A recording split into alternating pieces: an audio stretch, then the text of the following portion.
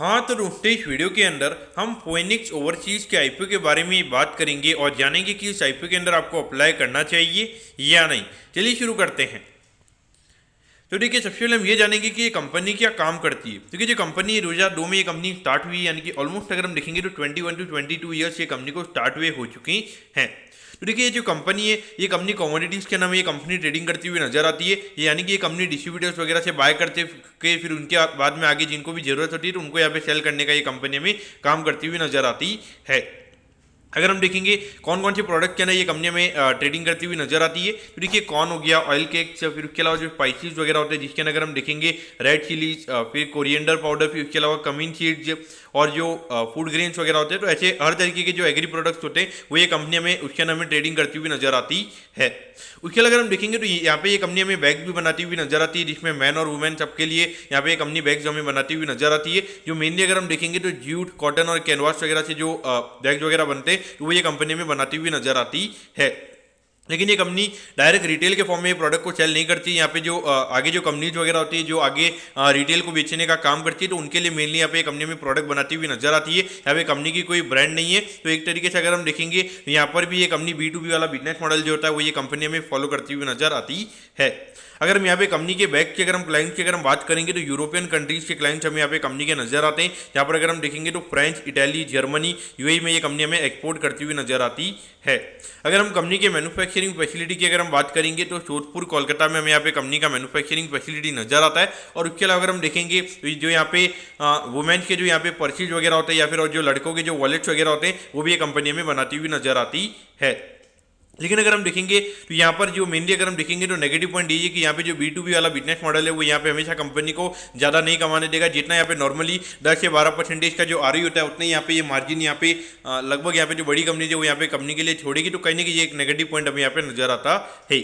अगर हम कंपनी के नंबर ऑफ एम्प्लॉइज की अगर हम बात करेंगे तो अभी करंटली 29 एम्प्लॉइज ये कंपनी के नाम में काम करते हुए नजर आते हैं। और इसके अलावा कंपनी के 3 कॉन्ट्रेक्चुअल एम्प्लॉइज है, यानी कि जब कोई भी कंपनी को ऑर्डर वगैरह मिलता है तो उसके हिसाब से ये एम्प्लॉइज वहाँ पे कंपनी के लिए काम करने आते हैं। अब अगर हम यहाँ पे कंपनी के ऑब्जेक्टिव की अगर हम बात करेंगे, यानी कि जो आईपीओ से कंपनी को पैसा मिलने वाला है उसे कंपनी कैसे यूटिलाइज करने वाली है, तो देखिए यहाँ पे वर्किंग कैपिटल की रिक्वायरमेंट के रिगार्डिंग यहाँ पे कंपनी का आईपीओ में आता हुआ नजर आ रहा है। तो देखिए ये जो कंपनी है मेनली हमें यहाँ पे ट्रेडिंग ये कंपनी करती हुई नजर आती है और मेनली ट्रेडिंग के अंदर आपको वर्किंग कैपिटल की रिक्वायरमेंट होती है और उसी के रिगार्डिंग यहाँ पे ये कंपनी का आईपीओ में आता हुआ नजर आ रहा है। और बाकी अगर हम देखेंगे तो इनऑर्गेनिक ग्रोथ के रिगार्डिंग यहाँ पे कंपनी को यानी कि किसी और कंपनी को यहाँ पे एक्वायर करने के रिगार्डिंग यहाँ पे कंपनी को देखना है तो उसी के रिगार्डिंग यहाँ पे ये आईपीओ में आता हुआ नजर आ रहा है। देखिए हार्डली अगर हम देखेंगे तो 29 करोड़ यहाँ पे कंपनी के पास में जाते हुए नजर आएंगे और जिसमें अगर हम देखेंगे 4-5 करोड़ यहाँ पे कंपनी का आईपीओ से रिगार्डिंग यहाँ पे कंपनी का एक्सपेंस हो जाएगा। तो वहाँ पे हार्डली 25 करोड़ के लगभग ये कंपनी के पास बचेंगे। और 25 करोड़ में यहाँ पे कंपनी कौन सी कंपनी को खरीदेगी, क्योंकि 25 करोड़ में हार्डली यहाँ पे 3 से 4 करोड़ की जो रेवेन्यू वाली कंपनीज होती है वो यहाँ पर आपको मिलती है। तो कहीं ना कहीं देखा जाए तो ये इनऑर्गेनिक ग्रोथ वाला इतने छोटे लेवल पे कंपनी अगर इतना सोच रही है तो कहने की ऐसा भी हो सकता है यहाँ पे कंपनी का जो खुद का बिजनेस है वो यहाँ पे कहीं ना कहीं कंपनी को लगता है कि बियॉन्ड पॉइंट यहाँ पे ग्रो नहीं होगा, इसीलिए यहाँ पे कंपनी इनऑर्गेनिक के रिगार्डिंग यहाँ पे जो यानी कि और दूसरी कंपनी को एक्वायर करने के रिगार्डिंग ये कंपनी देख रही है। बाकी अगर हम कंपनी के फाइनेंशियल्स के बारे में अगर हम बात करेंगे तो देखिए 2022 में लगभग 378 करोड़ के लगभग कंपनी का रेवेन्यू का नंबर था। फिर ये नंबर में 451 करोड़ के लगभग होता हुआ नजर आया था, यानी कि ऑलमोस्ट अगर हम देखेंगे तो अराउंड 73 करोड़ के लगभग ये नंबर में बढ़ता हुआ नजर आया है। अगर हम परसेंटेज वाइज अगर हम बात करेंगे लगभग 18-19% के ग्रोथ के नंबर हमें यहाँ पे ये कंपनी के नजर आते हैं।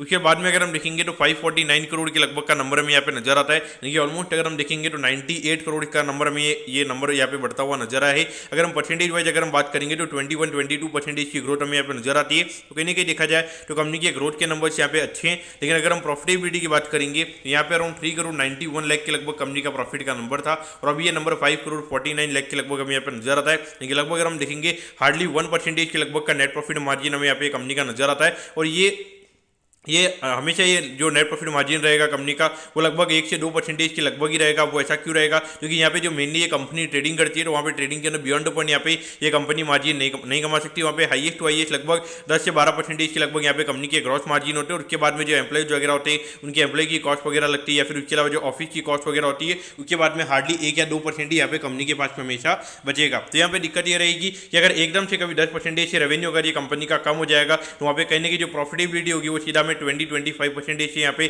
कम होती हुई नजर आएगी और इसीलिए मार्केट को यहाँ पे हमेशा डर रहेगा। तो इसीलिए लॉन्ग टर्म में यहाँ पे अगर हम देखेंगे यहाँ पे बियॉन्ड पॉइंट यहाँ पे कंपनी को पी रेशियो मिलना है यहाँ पे, यानी कि पी एक्सपांशन का स्कोप की अगर हम बात करेंगे तो कहीं ना कहीं यहाँ पे कंपनी का हमें कम नजर आता है।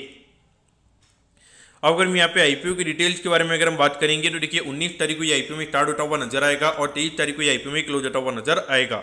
अगर हम प्राइस बैंड के बारे में अगर हम बात करेंगे तो 64 के कट ऑफ प्राइस पे कंपनी में शेयर देती हुई नजर आ रही है और 2000 शेयर का लॉट साइज हमें यहाँ पे कंपनी का नजर आता है, यानी कि एक लॉट को अप्लाई करने के लिए 1,28,000 रुपये यहाँ पर आपको लगने वाली है।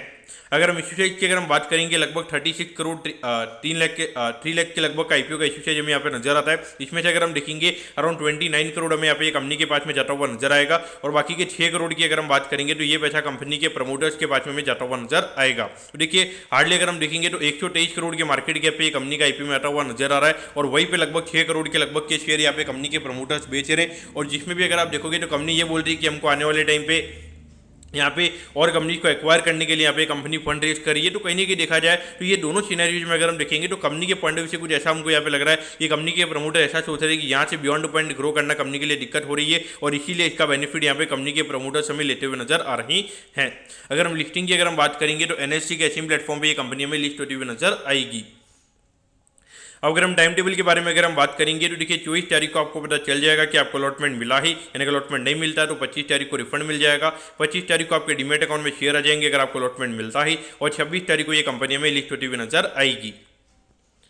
अब अगर हम एट दी एंड अगर हम कंपनी के वैल्यूएशन के पैरामीटर्स की अगर हम बात करेंगे तो देखिए अराउंड 123 करोड़ के मार्केट कैप पे कंपनी का आईपीओ में आता हुआ नजर आ रहा है। तो जो अर्निंग यहाँ पे कंपनी ने दिखाई है उसके हिसाब से अगर हम बात करेंगे लगभग 22 से 23 के पी रेशियो पे ये कंपनी का आईपीओ में आता हुआ नजर आ रहा है। अब यहाँ पर आपको क्या करना चाहिए तो देखिए यहाँ पे ट्रेडिंग वाला ये बिजनेस मेनली यहाँ पे जो कंपनी का रेवेन्यू भी हमें आता हुआ नजर आता है वो ट्रेडिंग के बिजनेस से हमें आता हुआ नजर आता है। हाँ कहीं ना कहीं अगर हम देखेंगे जो मैन्युफैक्चरिंग वाला बिजनेस यहाँ पे जो कंपनी ने दिखाया है जो ये बैग वगैरह ये कंपनी बनाती है तो वहाँ पे डेफिनेटली थोड़ा बहुत ये हायर पी उसकी वजह से यहाँ पे कम मार्केट यहाँ पे ये दे सकता है। लेकिन फिर भी अगर हम देखेंगे तो मेरे हिसाब से अगर आपको यहाँ पे लिस्टिंग के लिए अप्लाई करना है तो मेरे ख्याल से अप्लाई किया जा सकता है। अगर हम इश्यू साइज की अगर हम बात करेंगे ज़्यादा बड़ा इश्यू साइज नहीं है, मेरे हिसाब से लगभग 20-25% के प्रीमियम पे ये कंपनी लिस्ट होनी चाहिए। तो उस पॉइंट ऑफ व्यू से अगर आपको लिस्टिंग के लिए अगर आपको अप्लाई करना है तो मेरे ख्याल से अप्लाई किया जा सकता है। बाकी लॉन्ग टर्म के लिए मेरे ख्याल से टोटली अवॉइड करना यहाँ पे सही रहेगा। क्योंकि देखिए लॉन्ग टर्म में जो ट्रेडिंग वाले जो बिजनेसेस होते हैं खास करके यहाँ पे जो एसएमई कंपनीज के अंदर जो ट्रेडिंग वाले बिजनेसेस होते हैं उनको बियॉन्ड पॉइंट ग्रो करने में यहाँ पे दिक्कत आएगी। और लगभग अगर हम देखेंगे 550 करोड़ के लगभग का एनुअल रेवेन्यू यहाँ पे कंपनी का ऑलरेडी हो चुका है, यानी कि यहाँ से अगर 20% के लगभग की ग्रोथ अगर कंपनी को दिखानी है तो लगभग हर साल 100-150 करोड़ से यहाँ पे कंपनी के रेवेन्यू के नंबर बढ़ने चाहिए, तब जाके वो ग्रोथ का नंबर आएगा। और यहाँ पर एक चीज़ आपको समझनी चाहिए कि एट दी एंड यहाँ पे कमोडिटी ये कंपनी में सेल करती हुई नजर आती है और वहाँ पे बियॉन्ड पॉइंट यहाँ पे कंपनी में चार्ज करती हुई नजर नहीं आ सकती है। इसलिए मेरे हिसाब से यहाँ पे लिस्टिंग के लिए अप्लाई करना चाहिए। दोस्तों मैं कहता हूँ कि फोइनिक्स ओवरसीज आईपीओ के बारे में आपको सब कुछ समझ में आ गया होगा। अगर आपकी कोई भी क्वेरीज है आप कमेंट कीजिए, मैं जरूर आपके कमेंट पर रिप्लाई करूँगा। ओके दोस्तों, thank you, have a nice day.